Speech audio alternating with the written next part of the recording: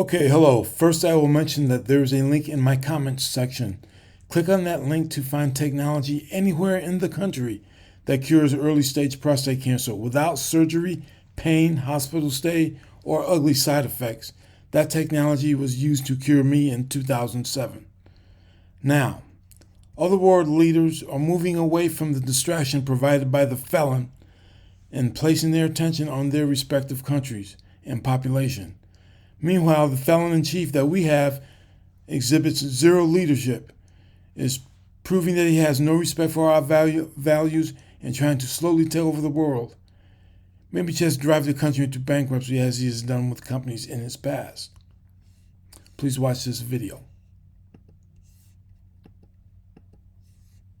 World leaders are taking a bit of a victory lap after stomping on Donald Trump and showing how weak Donald Trump is after Donald Trump threatened tariffs and then quickly backed off of them and then tried to make fake deals seem like real deals, but ultimately made him look like a pathetic, weak wannabe dictator that he is. Although our propaganda media here and state-run media here in the United States still are trying to desperately prop him up. Let me show you this speech from Prime Minister Justin Trudeau of Canada that he just gave. A powerful speech where he says we've never been more optimistic about the future of Canada. Canada has never been more united. I want you to watch this right here. Let's play it. One thing that has shone through over the past few days is Canadians being there for their neighbors, for their friends, looking to buy Canadian goods, looking to find Canadian suppliers, looking to be there to support communities right across the country through these challenging times. That is the very best of Canada. We pull together when we're faced with challenges, and that's what we've seen from coast to coast to coast. We are more aligned than ever. We are more united than ever. We've collectively shown that when Canada's interests are in danger, our political identity no longer matters. There is only one team, and that is Team Canada. So as we move forward into the year of the snake, let us commit to fully embracing the values that the Lunar New Year represents. Let us resolve to remain resilient and united. Let us commit to working towards a better, brighter future. Then, of course, our friend at the Midas Touch Network, Member of Parliament of Canada, Charlie Angus, spoke with me, and Charlie Angus said, Donald, you choked. You said you were going to take our sovereignty away. You said you were going to try to make us the 51st state, and then you settled for a border fentanyl czar, made up position when there's basically zero fentanyl going into the United States via Canada. You said that you were okay with the $1.3 billion border security plan that was in place under Biden. You choked, Donald, and the world saw how weak you were, and Canada united. Okay, now speaking of the fentanyl issue, why does Trump insist on blaming the problems of the people in the United States on other countries? He's pointing fingers, saying it's your fault. It's not our fault that the population wants to buy drugs. The fentanyl, that is, if there's any drugs coming from whatever country, they're only filling a need because people in the United States are buying that shit. You don't have to sell drugs. People are going to get high no matter what. If you stop illegal drugs, eventually somebody's going to go into their basement. They're going to become a mad scientist. They're going to figure out how, if you just buy some tobacco, soak it in gasoline, and let it sit in your mouth, you can get high off of it. People will do that kind of shit. The political party from coast to coast to coast, Canada united. Here, watch this. Well, I'm wearing my Team Canada jersey tonight because we have this tradition in Canada for American viewers who don't watch hockey. It's called going over the boards. And we learned this as kids. When one of yours is threatened, the coach says, go over the boards, boys. And we go over and we take the other team and we get game misconducts and we get slashing penalties. But it's like they never touch one of our players again. And right now, Canada's feeling we were just set to go over the boards, and Donald Trump choked. So we're really glad that we're not going into a trade war, but we're also feeling this was a moment to take this guy on. He blinked. He choked. He was 2 days ago, he was telling us that if we didn't give up our nationhood, the tariffs were going to stay on. And then we hit him with $125 billion worth of tariffs. And we started taking off the Kentucky booze off our shelves. Then we started to take off the California wines. Then we said, you're going to get another 25 billion right after that. And the market started to tank. And he suddenly said, oh, didn't you guys have a plan that was all ready to deal with the border like back in December? I love that. I'll take that. This is Mr. Art of the deal. Well, from a Canadian perspective, Donald, you seriously pissed us off. You insulted us. You degraded our nation. And we stepped up. And I got a lot of people calling me and saying, I don't want to back down now. I don't trust this guy. I've lost trust in our American allies. So, yeah, we will take whatever, your 30-day grace period while you go back and deal with your other fights. But right now, Canada's still sorely pissed. And I think we're going to have to deal with this in the long term. And Canada's not the only country that's pissed off at the United States, thanks to the felon in chief that sits in the White House. Also Russia, China, Mexico, and other countries, the European countries, are pissed off at the United States as well. And we in the United States are going to end up paying, we're going to suffer and pay the price of that. Saw the Prime Minister of Canada, the President of Mexico, lead with their values and show what real leadership looks like when you talk about being inclusive and respecting people's equality and human dignity. For example, Prime Minister Trudeau was proud to announce the beginning of Black History Month and talking about the contributions by Black Canadians in Canada. Here, just will show you a short clip of this, because in the United States, the right wing, the Republicans, and the state-run regime media here would be like, oh, DEI, you can't say that, DEI. He's just telling the truth. He's just saying facts. And I think it's helpful that we see what someone just speaking normally looks like. Here, play this clip. Bonjour à tous. It's Black History Month, a time to celebrate the achievements, the contributions, and the history of Black Canadians. A time to focus on investing in and uplifting future generations.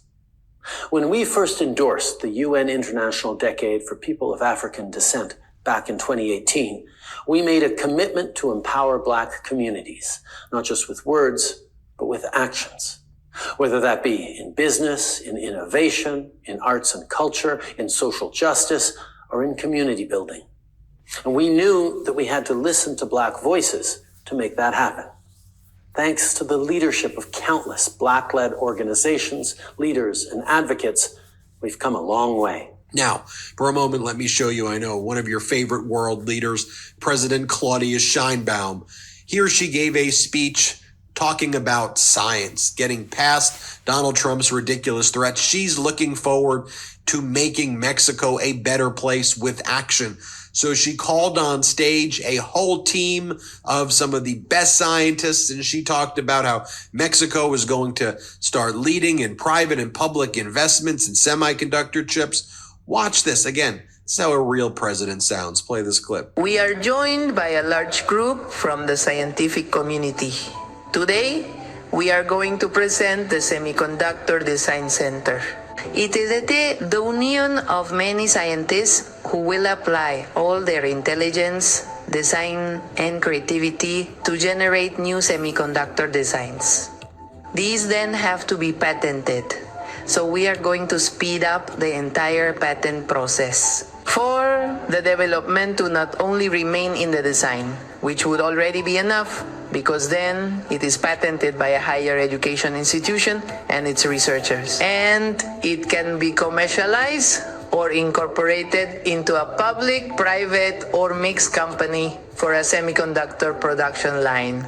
Now, in contrast to what I just shared with you there, this is Donald Trump from yesterday or the past day or so, where Donald Trump he had to go to his next distraction. So he talks about invading Gaza, but here he just makes up this bizarre lie that Tommy Tuberville, the MAGA Republican senator from Alabama, who was once a college football coach, Trump said he coached Patrick Mahomes, the Kansas City Chiefs quarterback, which never took place.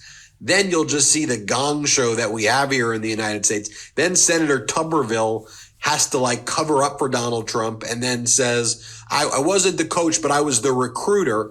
He was not the recruiter. Then he pretends he's good friends with Patrick Mahomes.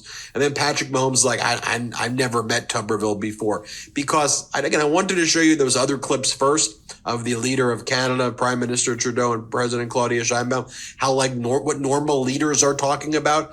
And then I'll show you the gong show here in America. Here, play this clip. And Tommy Tuberville, a great coach. His quarterback was named Mahomes. He was a great college coach. Oh, who gives a shit about that? Now, wait a minute. Let me see. When you ran for re-election, you're like, prices are going to come down. I am going to lower the price of food, rent, house payments. All of that shit is way too high. And as soon as I take office, I'm going to concentrate on lowering prices. You lying asshole. And I said, how good was he? He said, you don't want to know how good. He made me into a great coach. He's pretty good. You just want to sit in front of the screen and babble. Just talk about whatever you feel like talking about. Babble, babble, babble, babble. Babbling bitch. Right? Yeah, he was very good. A few moments later. Last question. So does this mean, since you used to coach Patrick Mahomes, that you're rooting for the Chiefs at the big game this Sunday? Well, I never even coached him. What happened is I recruited him, and then I left and went to another school. But I've got to be very good friends with him. Meanwhile, He did not recruit me at the time, so I don't remember if I ever got to meet him or not. you get the idea. And that's all backed up by this MAGA Republican craziness. Like our MAGA Republican Congress members, they're in the Congress. They're out there saying, well, people like President Sheinbaum and Justin Trudeau is ever going to be the future next leader of Canada as well. They're out there talking about, here's our vision. Let's help people. See, now the stuff he's talking about is like reality TV show shit. Let's make it better. Let's protect people's freedoms. Let's deliver more health care. Let's improve lives. Our politicians, the MAGA Republicans at least, they're all talking about pain. We need to inflict pain. Let's make Americans suffer. Let's force you to sacrifice. Why? I mean, President Biden got us out of Donald Trump's recession, depression, put us on great footing. There was 55 to 60% gains in the stock market under President Biden, GDP growth bigger than China. Why do all these MAGA Republicans just keep saying we want the people to suffer? You're not going to like our ideas. Why would you present ideas we're not going to like? Here, play this clip. You will see a menu of options that will come out in March, and it will be littered with a collection of ideas, some of which Americans are going to really not be for. But hey, if we don't sacrifice, if we don't understand that this is going to be a painful process, nothing's going to change. I think these politicians, these MAGAs, forget that they work for we the people. We the people. What are we even looking at? Here's MAGA Republican James Comer. That's how he talks. I'm James Comer. Here he goes. Elon Musk having this billionaire go in and grab all of your data, go into the Treasury Department, go into... Speaking of Elon Musk is a freaking immigrant. Why does he have control over the United States government's purse strings and tell the United States government how to spend money? Because Trump, the felon in chief, is allowing him to do that shit. The Energy Department, go into the Department of Labor, go into oceanic research. This is what we should have. Let's just let private citizens go in and take all of your have access to Social Security data and your medical files. Like, what the heck? if you're in another country and you're watching this, you're like, what? What are they doing there? Huh? Here, just watch what they say. Play this clip. I find it ironic that they keep referring to Elon Musk as an unelected bureaucrat or whatever their He's a fucking immigrant. Is they're using when they've stood silent over the past 4 years when unelected bureaucrats have seemingly been running our country. They've been operating their agencies without any oversight, without any accountability, and they've been doing what they wanted to do, whether it was letting employees work from home or enacting policy like forgiving student loan debt when clearly the law didn't state that. I support what Elon Musk is doing. He's being very transparent with the American people. So you support what an immigrant does with our United States government's money, dumbass? Tweeting out multiple tweets per hour saying what his goals are, and I think it's what the American people want.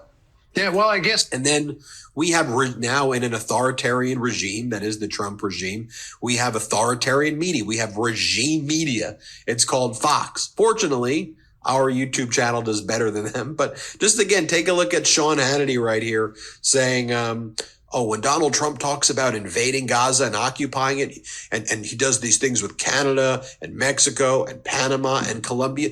This is four-dimensional chess, yo. This is brilliant. Here, play this clip. The U.S. will take over the Gaza Strip, and we will do a job with it, too. The United States does not want the fucking Gaza Strip, dumbass. You just want to try to slowly take over the world and cause the United States to go into bankruptcy like you've done with other companies that you've been involved with.